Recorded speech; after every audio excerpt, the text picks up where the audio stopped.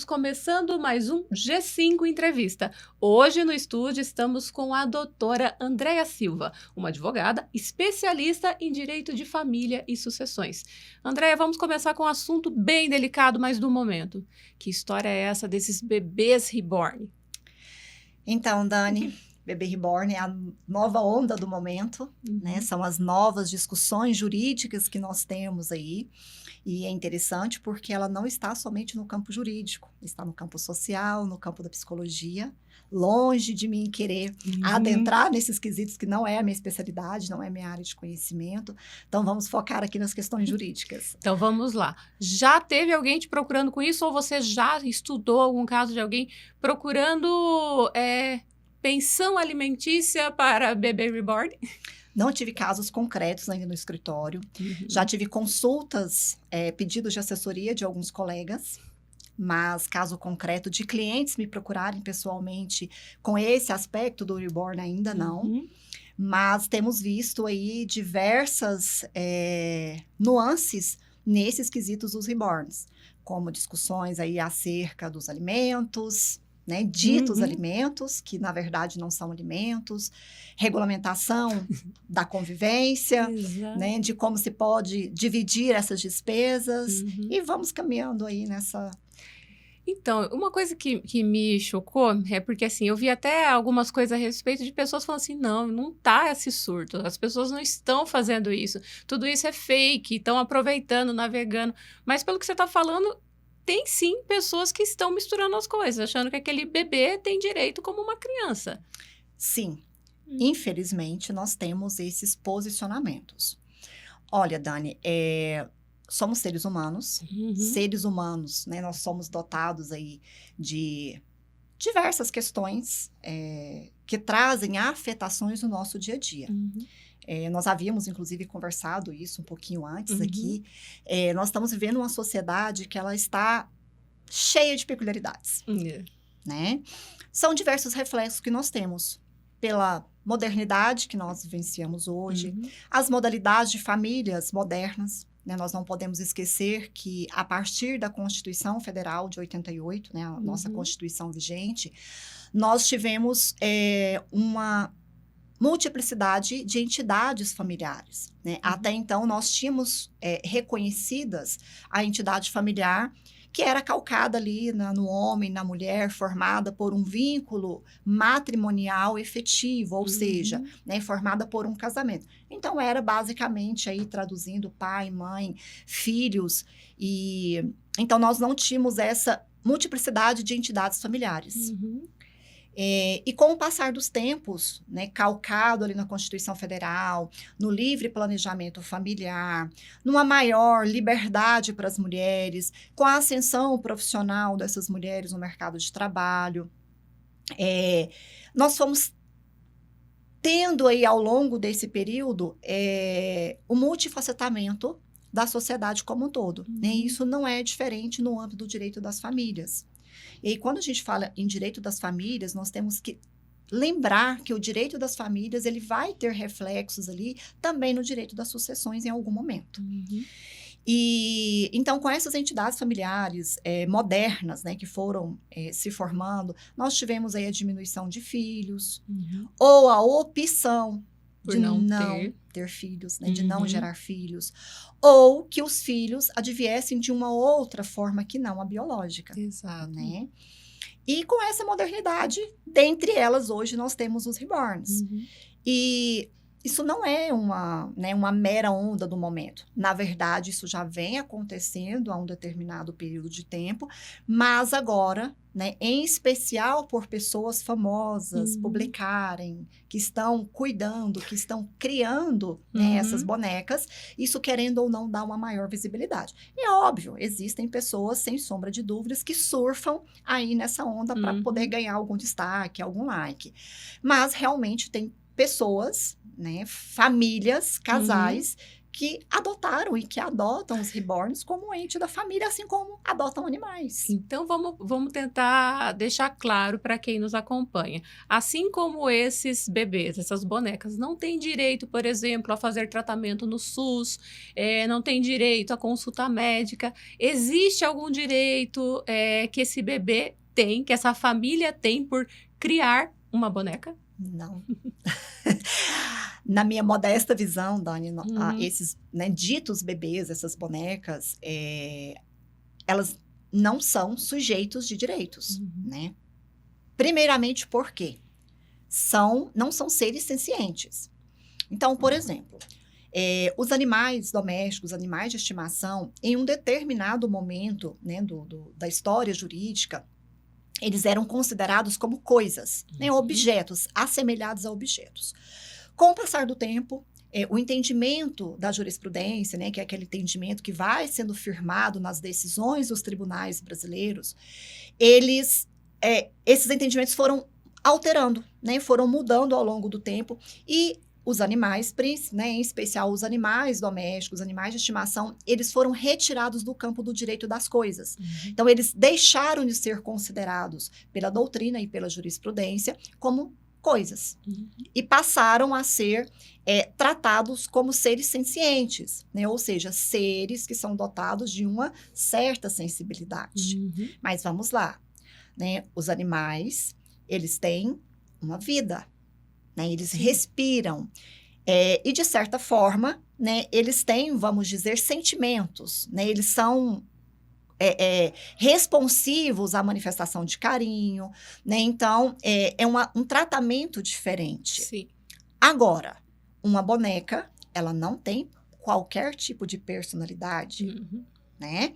A personalidade jurídica, ela efetivamente se inicia com o nascimento, com a vida. Não, né? basta você achar que aquilo ali é seu filho, né? Não basta você achar. Então, esses seres, eles não, né, ao meu ver, né, respeito posições contrárias, e é isso que é bonito no direito, né? Nós temos uma infinidade de discussões, uma infinidade de posicionamentos, mas, ao meu ver, esses seres, para início de conversa, eles não são dotados de nenhum tipo de direito. Eu acho que mesmo dentro do direito não tem nada sério nesse sentido. O que eu vi, assim, nós estamos numa geração de memes, né? Eu vi um meme que uma pessoa chegava para advogado e falou assim, não, mas o senhor faz a partilha de bens para o casal que tem um bebê reborn? Não, aí a pessoa falou, não, mas eu queria pagar um honorário de X. Aí ele pega o bebê no colo, não, o titio faz sim. Acho que só nesse sentido que poderia achar que realmente tem algum tipo de direito, né? Exatamente. E assim, Dani, nós como operadores do direito de forma geral, né, seja nós advogados, no campo da magistratura, no campo da promotoria, né, que são os principais sujeitos do campo do direito que atuam, né, num primeiro momento dentro da área, né, do campo do direito das famílias, e aí o Ministério Público ele sempre vai atuar como fiscal da lei, exatamente para tutelar, buscar, né, que esses direitos relacionados a essas pessoas incapazes sejam sempre protegidos, sejam sempre observados, mas nós precisamos ter responsabilidade ética profissional. Nós precisamos efetivamente prezar, né, pelo direito. Né? Nós precisamos compreender que o direito ele não é brincadeira. Exato. Né? E nós temos tantas pessoas precisando, demandando uma atenção do Poder Judiciário, demandando a tutela dos seus direitos que são efetivamente feridos, então nós não podemos atuar de forma irresponsável. Então, eu costumo dizer que o advogado ele é o primeiro filtro, né, para essas demandas, né, para passar as orientações corretas, buscar o cliente para uma realidade. O que pode ser demandado no Poder Judiciário e o que não pode ser demandado. Então, se você me questionar, Andréia, você acha que é possível buscar algum ponto dentro do direito que correlacione a esses, né, a esses bonecos, a essas bonecas, a esses ditos bebês? Até que sim. Por exemplo, numa possível partilha de bens, onde você vá computar o investimento que foi feito com a aquisição desses bonecos. Eu até pesquisei, não é uma boneca barata, né? É um investimento alto. Ela é uma boneca cara, nas pesquisas, nós chegamos a constatar bonecas aí de R$ 10.000, Uhum. R$ 12.000. Então, depende do nível de qualidade, né? São bonecas artesanais. Uhum. Então, da especialidade, né? Das peculiaridades que o artesão que faz essas bonecas possui. Então, vai depender do nível da qualidade dessa boneca. Uhum. E, logicamente, de todo o enxoval, porque existem pessoas que montam quartos, que fazem um enxoval para essa boneca. Então, Uhum. é um investimento alto. Alto. Uhum. Mas o que acontece em relação a isso? Você investiu um valor. Então, se era a depender do regime de bens, se foi um investimento comum Uhum. desse casal ou desse ex-casal, é passível, né? Você aventar que seja compensado esses valores, dividido Uhum. esses valores que foram investidos ali, que foram gastos. Uhum. Isso até vejo que existe a possibilidade. Mas agora, você estabelecer regime de convivência, regime de guarda, ao meu ver, isso não seria possível, né? Seria uma aventura jurídica. Saindo um pouquinho dos bebês, agora entrando nos animais que você falou. Você já chegou no seu consultório casais querendo dividir a convivência e tudo mais com um animal, por exemplo? Sim. Os animais hoje, Dani, são muito comuns, né? Essa regulamentação. E para o espanto ainda, em que pese isso hoje já está pacificado, mas para o espanto de muitas pessoas, a regulamentação disso se dá efetivamente na vara das famílias, Uhum. né? Hoje, inclusive na tabela da OAB do estado de Goiás, se você for pesquisar, você vai encontrar lá que já existe, inclusive, a regulamentação dos honorários, né? Para quem não sabe, o advogado, ele existe uma tabela que ele deve seguir como valor mínimo de honorários a ser cobrado, né? Para que se evite o aumento dos honorários, o valor dos honorários. Então, dentro da tabela da OAB do estado de Goiás, te confesso que eu não tive curiosidade de pesquisar se em outros estados tem, mas acredito que sim. Lá já existe a regulamentação das famílias não humanas ou de componentes não humanos. Então, você já tem, inclusive, uma baliza de honorários a ser cobrados para esses casos. Então, já tive, sim, mais de um caso no escritório, onde foram, né, regulamentados direitos relacionados à convivência com os componentes não humanos dessa família. Né, que são o que nós chamamos hoje no direito das famílias de família multiespécie. Então, você regulamenta o regime de convivência, guarda, e aí tem alguns requisitos que a gente precisa verificar para estabelecer isso. E como isso funciona na prática? Porque com crianças já é algo bem complicado, imagino com animais. Dani, eu te confesso que a primeira vez que eu me deparei com essa situação na prática, eu fiquei um pouquinho extasiada. Exato. Né? Obviamente, nós, enquanto profissionais, nós tentamos afastar as nossas opiniões pessoais no momento de uma consulta.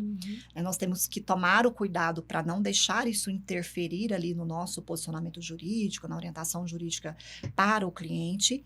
Hoje, né, isso está muito comum dentro do campo do direito, nos consultórios, né, escritórios familiaristas, mas eu te confesso que no primeiro momento eu precisei sedimentar essa ideia. Digerir tá? a Digerir ideia. essa ideia.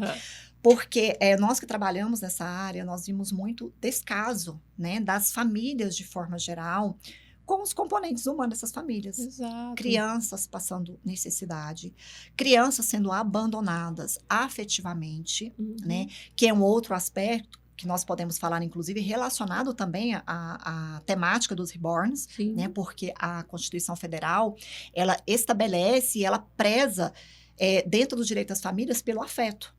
Tanto que um dos motivos de nós termos uma diversidade de entidades familiares é exatamente porque a Constituição Federal, ela privilegia o afeto. E, às vezes, inclusive, em detrimento dos laços ou vínculos biológicos. Então, não basta eu ter um vínculo biológico, eu preciso ter o afeto, né? Que é o que a gente chama aí de eudemonismo, né? Que é o desenvolvimento afetivo relacionado às entidades familiares e de cada, né, componente dessa família. Então, mas é aquilo que eu havia mencionado. Os animais, por um lado, eles são seres sencientes. Eles são responsivos ao afeto, ao carinho. E, normalmente, esses animais, eles são cuidados, né, por ambos Isso. os componentes, né, por ambas as pessoas do casal, independentemente da sua formação. Levam para passear, levam ao veterinário. Existe ali uma certidão, né, trazendo ali o histórico desse animal. Sim. Então, inclusive, isso são pontos que nós observamos na prática quando existe um litígio relacionado a esse animal. Uhum. E é fato que o animal de estimação, ele sente falta, né, De quem cuida, do né? humano, de quem Uhum. cuida. Então, se os dois dispensam cuidados, é passível que esse animal também sinta, né, a falta desse componente humano dessa família. Mas é muito complexo em Uhum. todos os aspectos. E existem casos que existem animais pertencentes a crianças, Exato. inclusive como apoio emocional. Eu ia abordar isso agora, na Né? questão do apoio emocional. Se o animal, ele pode ter esse perfil, será que não podem começar a tentar argumentar que esses bebês reborns também teriam esse perfil? Dani, olha, é Uhum. um ponto extremamente polêmico, Uhum. né? Eu costumo dizer que, pela experiência que eu tenho hoje no direito das famílias, já são alguns anos atuando aí especificamente nessa área, eu posso afirmar para você, longe de mim querer fazer julgamento Uhum. na área da psicologia, que não é a minha área de conhecimento, mas nós vivemos uma sociedade literalmente adoecida emocionalmente.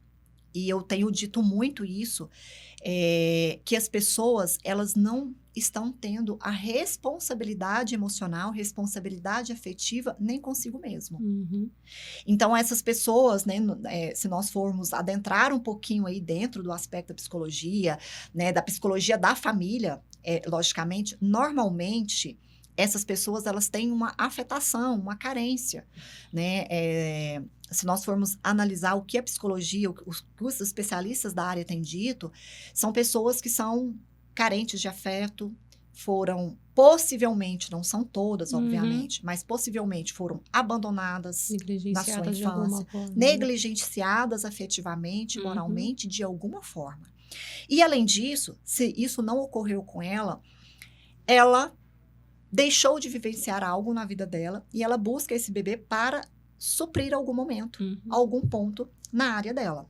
Ou às vezes, pura e simplesmente porque ela entende que ela precisa viver a vida moderna Uhum. e ela não quer ter responsabilidade, por exemplo, com o filho. De Porque verdade. o bebê boneco não vai te dar o trabalho que uma criança de verdade dá, né? Ele não vai chorar, ele É. não vai fazer as suas necessidades fisiológicas, Uhum. ele não vai precisar ser alimentado, em que pese, né, existem históricos, né, de mães e pais de reborns que alimentam esses bebês, Verdade. né? Então, o que nós precisamos efetivamente ter atenção, Uhum. creio eu, é qual é a afetação emocional, né? Como anda a saúde psicológica dos nossos Uhum. componentes da sociedade e o que está efetivamente por trás de toda essa demanda. Ou é meramente lúdico? É. Ou será que existe uma influência de quem lucra Com isso. com isso? Verdade. Né? É outro ponto também que é, né, necessário nós pararmos e analisarmos. Né? O porquê desse boom agora? Né? O porquê dessas pessoas que têm uma certa influência na mídia, têm uma certa influência na sociedade, todo mundo começar a apresentar agora, olha, eu tenho um reborn. Uhum. Olha, eu estou passando por uma simulação de parto. Teve isso também? Temos. Uhum. Né? Mulheres se internando e simulando um parto. Nossa, simular o parto aí é Né? difícil, né? Mas por quê? Será que realmente é só a saúde emocional dessas pessoas que estão afetadas? Uhum. Ou será que tem algum outro interesse por trás? Eu sei que você disse que, enquanto profissional da área de família, você não pode expressar opinião a respeito, mas, por exemplo, você deve ter muitos casos, e você comentou, né, de crianças que nunca nem viram o pai, ou até mesmo a mãe, de abandono, que são criados por avô, por tio, e ao mesmo tempo a gente está vivendo uma sociedade que busca pelo direito de criar um bebê reborn. É é muito contraditório, né? Tudo isso. Dani, na prática, obviamente não posso comentar nenhum caso concreto, né? Por uma questão de ética profissional, mas, né, eu posso trazer um panorama. O que nós... Né, quais são as experiências práticas que nós temos hoje na demanda, no dia a dia? Nós vivenciamos 3 realidades distintas. Primeiro, nós temos essa temática que envolve os animais e agora, né, nesse momento, esses bonecos, né? E possivelmente teremos outras questões aí futuramente, né? Nós estamos caminhando, por exemplo, para um mundo da inteligência artificial. Estamos caminhando, não. Na verdade, nós já vivenciamos esse mundo, né? Onde nós temos componentes não humanos na família, que são máquinas que fazem de tudo e, inclusive, estão sendo desenvolvidas para responder afetivamente ao seu proprietário, né? Onde isso vai parar? Tivemos aí publicações na mídia, aí a gente não sabe até que ponto isso é verdade, até que ponto não é, mas tivemos algumas informações aí na mídia, por exemplo, de máquinas que começaram a desobedecer os comandos para os quais elas foram criadas. Então, para onde nós estamos caminhando nesse aspecto? Né? Então, possivelmente, muito em breve virão outras situações. E é muito interessante essa questão do reborn. Eu ministro aula de direito das famílias e um dia antes disso começar, né, de ter esse boom dessa discussão dos reborns, eu havia ministrado uma aula e eu tinha levado exatamente essa temática para a discussão, para debater com os alunos em sala de aula. Isso foi num dia à noite, quando foi no dia seguinte, isso estava-se na mídia, né, uma loucura. Então, muito possivelmente, logo em breve, nós teremos outras discussões acerca, né, dessas variações, né, das famílias. Nós temos essa outra vertente, que é a regulamentação da convivência com os componentes não humanos, né, os animais de estimação. Até aí, tudo bem. Porque realmente nós desenvolvemos carinho, afeto pelos nossos animais de estimação. E numa outra vertente, nós temos as famílias humanas, né, propriamente ditas. E o que a gente tem nessas famílias humanas? Nós temos uma série de desarranjos familiares, divórcios, maternidades e paternidade solo, né, a maternidade e a paternidade independente. E aí eu tenho visto um misto de informações e de realidades. Nós temos esse lado das famílias, onde às vezes o pai, às vezes a mãe não tem a mínima condição de criar, né, de gerar, de criar um filho, de educar esse filho, porque ela não tem estrutura, ela não está preparada, né? E aí nós temos a geração de uma criança que não tem nada a ver com o problema dos pais e que é abandonada, que é negligenciada, né? Às vezes são criados somente pela mãe, outras somente pelo pai, alguns pelos avós ou outro componente da família. Temos crianças que são disputadas como troféus, né? Que viram uma moeda de troca ali dentro dessas famílias que são reconstituídas, né? Que são desfeitas ou simplesmente foram surgidas de forma individual, de forma solo. E temos também uma outra realidade que me alegra muito. Essa em especial, eu tenho um carinho, né, em trabalhar com esse aspecto, que é a figura do verdadeiro pai.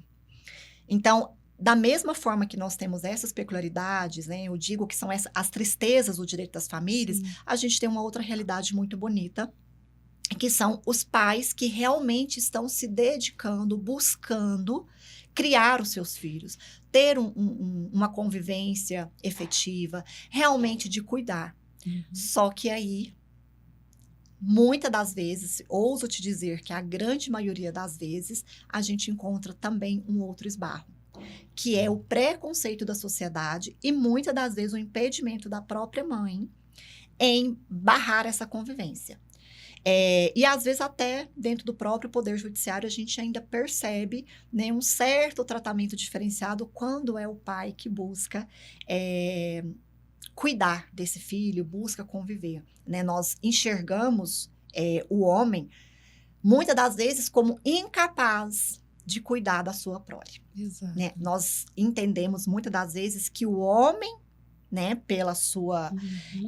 formação, pela sua condição masculina, ele não é capaz de dispensar cuidados para esses filhos. Uhum. Né? E nós temos visto hoje uma realidade muito diferente. Eu ouso te dizer, Dani, que hoje quase que mais da metade das minhas pastas hoje no escritório são de pais, e pais excelentes, que brigam, que lutam para conviver com seus filhos. Conviver mais, né? Conviver mais, para realmente participar e estar presente. E não são situações que o pai está fazendo isso para afetar a mãe, muito pelo contrário. Está fazendo isso realmente porque ele tem interesse em conviver com o filho, ele quer participar. E, para a nossa tristeza, muitas das vezes, esses pais são tolhidos, né? É uma luta muito dura. Eu ouso dizer que a luta para o homem em conviver com o filho, ela é tão dolorosa e tão difícil quanto da mãe que busca o amparo desse pai, né? Do E é pai que não tem a ignorado. responsabilidade, que é ignorada. É complicado porque a gente vive uma sociedade ainda que pensa que o filho é da mãe. Só que o filho é do pai e da mãe. Exatamente. E ao mesmo tempo que nós, mulheres, e aí eu coloco todas nesse saco, lutamos por direitos, por ampliar a nossa gama de funções e tudo mais, a gente ainda tem um pouco de resistência com isso. Na hora do divórcio, só com a mãe.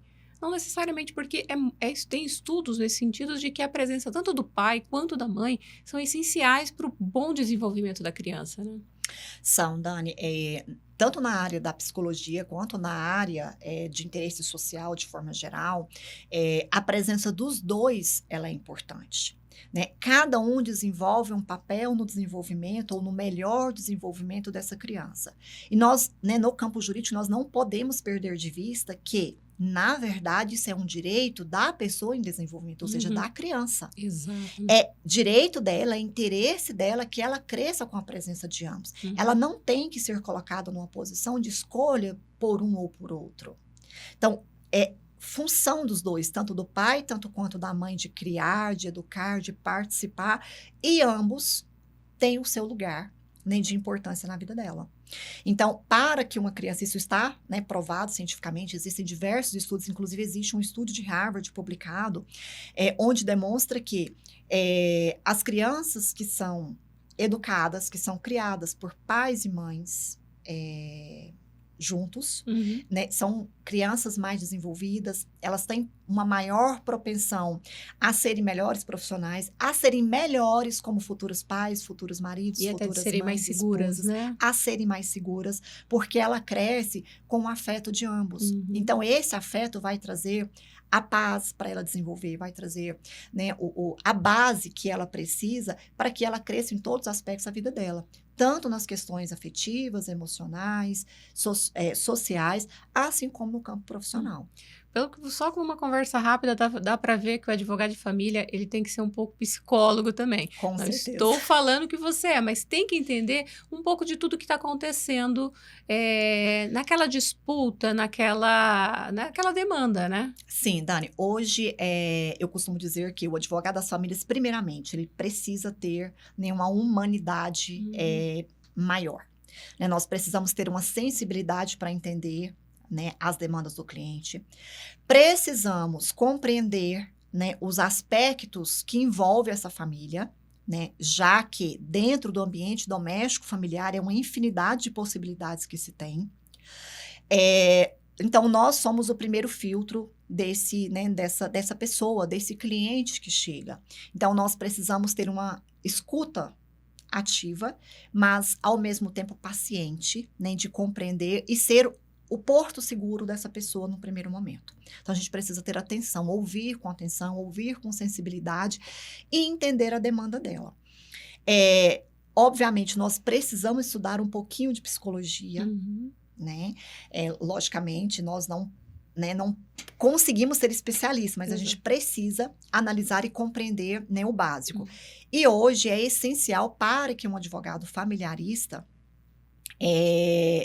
tenha um bom desempenho, que ele preste um bom serviço, que ele tenha, inclusive, parcerias, com profissionais especializados na área da psicologia familiar, para que ele possa direcionar e acompanhar essas demandas. Porque o Poder Judiciário ele vai analisar a letra fria da lei, em que pese que o direito das famílias ele é muito sedimentado pelos princípios jurídicos, né, pelos princípios de direito, principalmente os princípios do direito relacionado às famílias, os princípios de direitos constitucionais e assim por diante. Mas, né, o Poder Judiciário, o magistrado, ele está adstrito ao julgamento de acordo com as provas que são colocadas ali para ele, de acordo com o que determina a lei dentro, né, desse campo jurídico. Então, o juiz ele não pode fugir disso. E, inclusive, né, o juiz ele vai se valer dos estudos da área da psicologia, da assistência social, às vezes da psiquiatria, né, o que é o que nós estudamos, o que nós chamamos de estudos psicossociais. E os laudos que se corroboram com o que está sendo discutido. Né? Exatamente. Então, esses laudos, eles servem de base. Só que tem um detalhe, né? É um perito, né? É um profissional de confiança do juízo que ele vai agir de forma imparcial. E muitas das vezes acontece, né? E aí eu estou dizendo para você, porque eu já tive casos no escritório, casos concretos, em que foi perceptível que o laudo não condizia com a realidade. Então, por exemplo, eu já tive casos no escritório que a minha cliente chegou com uma demanda de alienação parental muito forte, né? E nesse caso, especificamente, a minha cliente era a alienadora, né? E eu sentei, tive uma conversa jurídica com ela, a conscientizei das consequências jurídicas que poderia ocasionar. Inclusive, eu tenho cuidado sempre de encaminhar os meus clientes que eu vejo que existe a necessidade ali, né, de pronto, aconselho a procurar um psicólogo, né, um terapeuta familiar. Nesse caso, inclusive, eu tomei o cuidado de fazer isso, e que no momento do estudo não ficou detectado. E aí é óbvio que nós, enquanto advogados, é óbvio que eu não vou confessar no processo que a minha cliente era alienadora, Sim. porque eu estarei agindo contrário, né, prejudicando. ao que a minha função, né, o que o código de ética determina na minha atuação.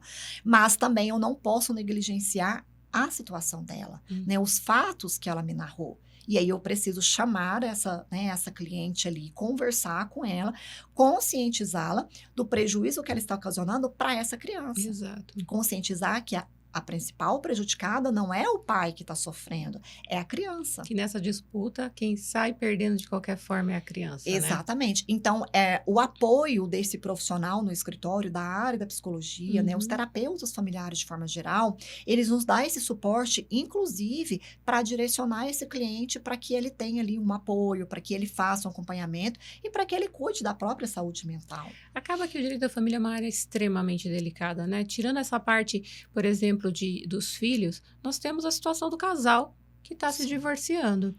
E a mulher vem passando por uma demanda, assim, eu diria até que revolucionária, de que trabalha mais fora, ou mesmo aquela que, por opção, está dentro de casa.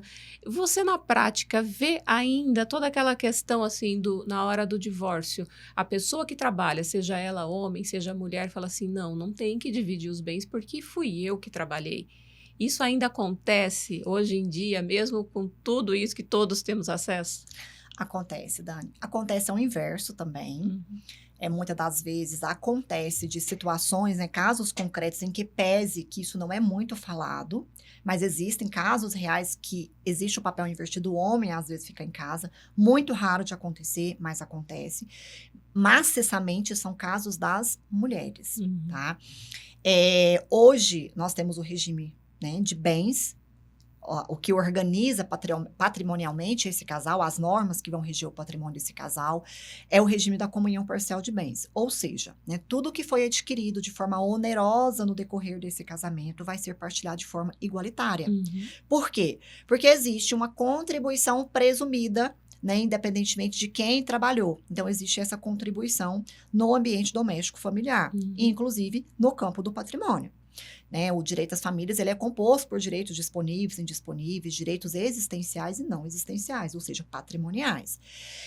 Uma das realidades que nós nos deparamos, muito injusta, por sinal, é exatamente essa alegação de que o patrimônio não pode ser dividido ou não deve ser dividido de forma igualitária, porque a mulher não contribuiu. Ela só ficava em casa, ela só cuidava dos filhos. Mas ele esquece que ele teve uma ascensão social porque essa mulher estava presente, porque ela cuidou, porque ela vestiu, porque ela cuidou dos filhos, porque ela levou para a escola, porque ela limpou a casa, ela organizou. Os jantares, onde ele recebia os chefes, os amigos, era essa mulher que estava ali. E é fato, Daniele, que a mulher, assim como o papel, ele não tem uma função somente interna no lar.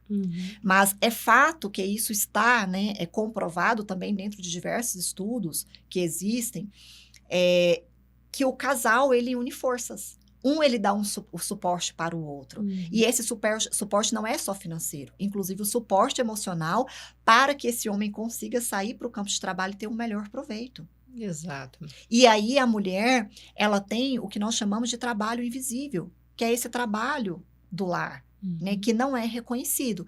Inclusive, hoje nós já temos uma tendência da jurisprudência em mensurar esse trabalho, levar isso em consideração, por exemplo, no momento de uma fixação de alimentos em relação aos filhos. Porque o que a lei seca ela diz? Ela diz que ambos são responsáveis por sustentar os filhos de forma igualitária. Só que nem sempre é de forma igualitária. Às vezes, um membro desse relacionamento não tem essa condição, né? Exatamente. Então, esse filho, ele vai ficar desprivilegiado, ele vai ter uma queda no seu padrão de vida, ele vai sofrer diversas consequências, inclusive patrimoniais. E tem uma outra questão, que é muito comum de nos depararmos, o Daniele, é que muitas das vezes acontece um desvio patrimonial. Existe, inclusive, situações não raras de acontecer, onde nós temos o que nós chamamos de fraude patrimonial no direito das famílias, que é o fato desse homem investir, né, em bens, utilizar de parentes, amigos, né, o que a gente costuma chamar vulgarmente de laranjas, para adquirir patrimônio, para que futuramente ele não partilhe isso com a esposa. Existem situações de investimentos hoje, né, com esses investimentos modernos em moedas digitais, criptomoedas, né, com essa infinidade, essas, né, diversas possibilidades que nós temos, onde esse homem, muitas das vezes, esse marido, por ele ficar na gerência financeira, ele consegue, inclusive, desviar um patrimônio que é patrimônio comum. Né? Então, são outras situações que a mulher ela precisa muito estar atenta. E aí, né, onde entra o aconselhamento para o cliente, né, para as pessoas que estão buscando formar uma família ou que ainda já formaram, trabalhar, né, em volta de um belo planejamento familiar. Por quê? Porque a partir do momento que você trabalha um planejamento familiar, você consegue estabelecer normas, respeitando, logicamente, a legislação vigente, de resguardar essa mulher. Por exemplo, olha, nós estamos decidindo aqui, eu vou optar, ou nós estamos decidindo conjuntamente, que eu não vá para o mercado de trabalho, que eu vá ficar em casa cuidando dos filhos. Que é difícil que se faça, né? Que é muito difícil, porque a sociedade, ela cobra de todas as formas. Se a mulher fica em casa, trabalhando, cuidando, dedicando ao lar, ela é cobrada porque ela não está no mercado profissional. Se ela vai para o mercado profissional, ela é cobrada porque ela está negligenciando o cuidado dos filhos, a família. Né? E eu costumo dizer, Dani, hoje eu falo muito sobre isso, quando a gente está conversando entre amigos, nós vivemos uma sociedade que nós valoramos muito o tempo. Sim. Né? A gente fala muito de tempo. Né? Olha, o meu tempo vale tanto. Mas aí eu paro e pergunto. Nós estávamos falando agora há pouco sobre essa modernidade das famílias atípicas, né? Da família onde cria um boneco, uma boneca como filho. Um cachorro. Um cachorro. Mas de onde vem isso? Né? A que preço? A que custo? Né? E essa modernidade que nós vivenciamos em nos preocupar tanto com a nossa qualidade profissional, com o valor do nosso tempo. E aí eu te pergunto, isso é valor ou é preço? O preço para a família é a mesma coisa de que o valor? Será que se eu pagar uma professora particular para fazer a tarefa com meu filho, eu estou pagando um preço? Mas qual é o valor que está incluído nisso tudo? Será que o valor de uma professora particular fazer a tarefa com a minha filha, será que supre a minha ausência? Será que esses R$ 100, não sei quanto custa, né? Um exemplo. Será que esses R$ 100 que eu estou pagando, que eu acho que eu estou ganhando mais, de fato eu realmente estou ganhando? Você entra no assunto delicado, que seria a revolução feminina, de que cada vez mais as mulheres, seja por opção, seja por necessidade, estão tomando a frente das famílias. Você mesmo acabou de falar, existem casais em que o homem fica em casa para fazer esse papel. Você acha que essa inversão, de alguma forma, ela prejudica a mulher ou é só uma questão de se readaptar os papéis?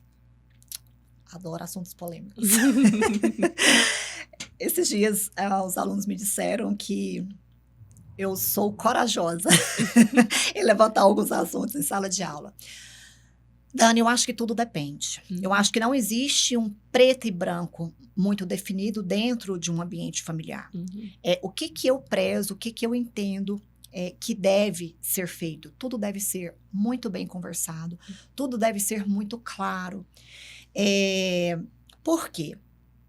Eu não posso afirmar que o homem, por exemplo, ficar em casa cuidando dos filhos e a mulher sair para trabalhar é correto ou é errado.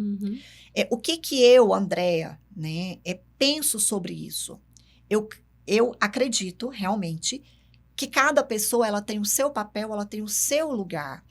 E existem símbolos, né? Isso, inclusive, com o reflexo da psicologia. Existem uma simbólica onde a mulher ela tem o seu papel e o homem tem o seu papel.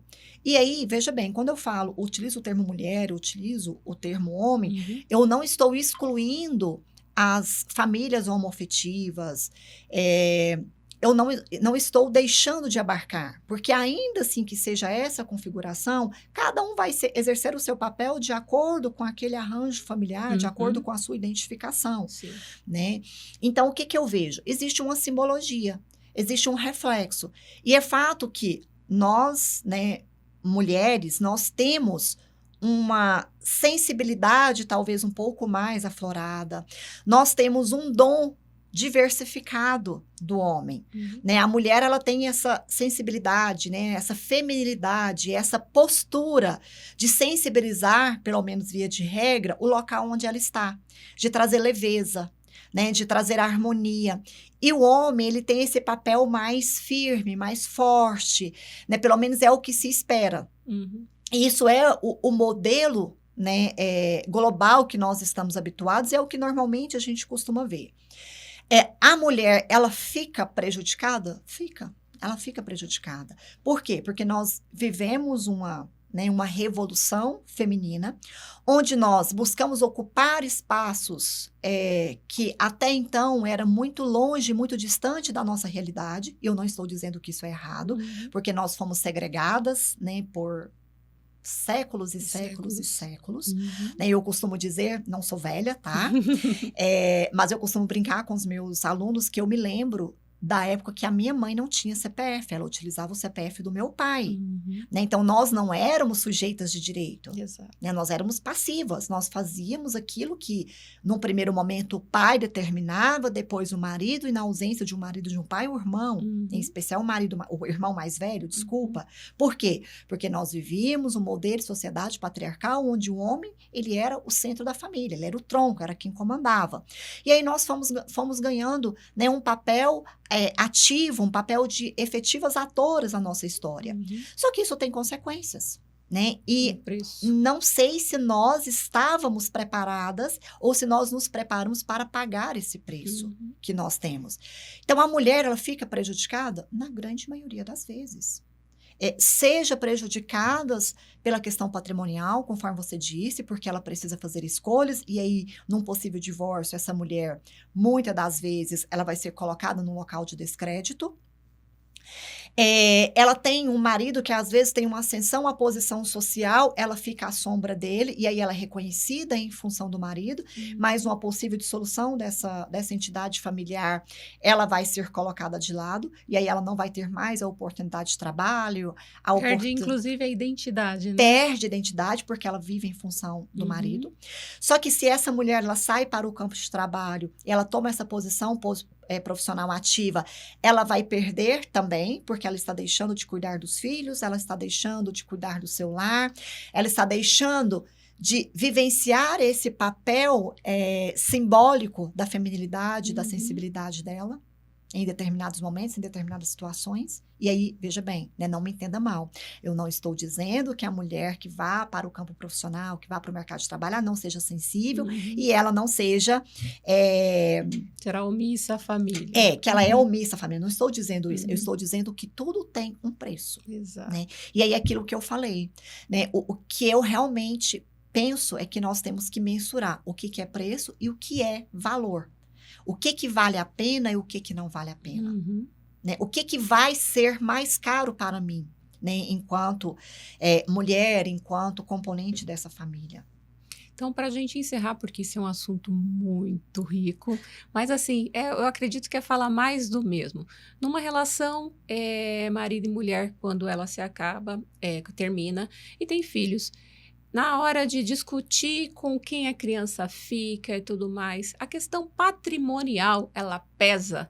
Ou, por exemplo, que nem nesse caso, tem um membro da família que deixou de trabalhar para que o outro exercesse esse papel. Ele vai ser prejudicado até nesse momento ou não?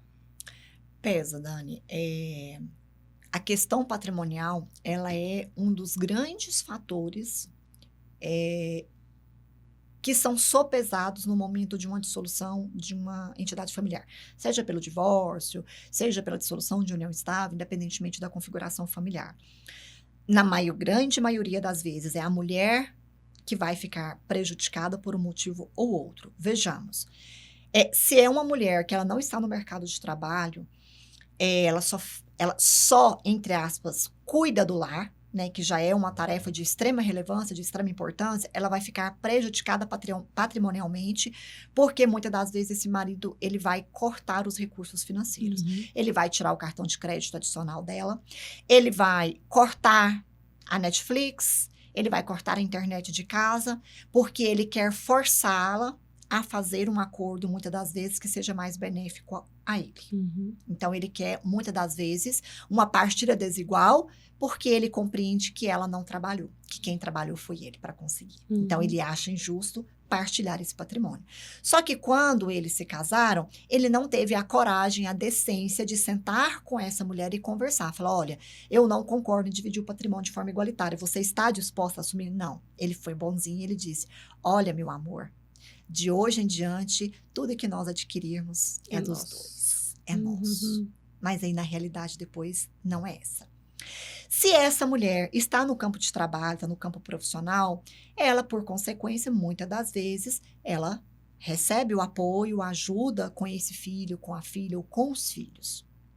E aí eles dividem as despesas. O custo da babá, do transporte escolar, da professora ou do professor, que proporciona o acompanhamento das atividades extracurriculares e assim por diante. O pagamento da mensalidade escolar. Então, eles unem forças. Só que no momento da dissolução dessa família, dessa entidade familiar, isso também é mitigado. Ele já não quer mais prover aquela despesa, ele já não quer mais arcar pelo menos com a metade, ou com 60%, ou com 40% dessas despesas.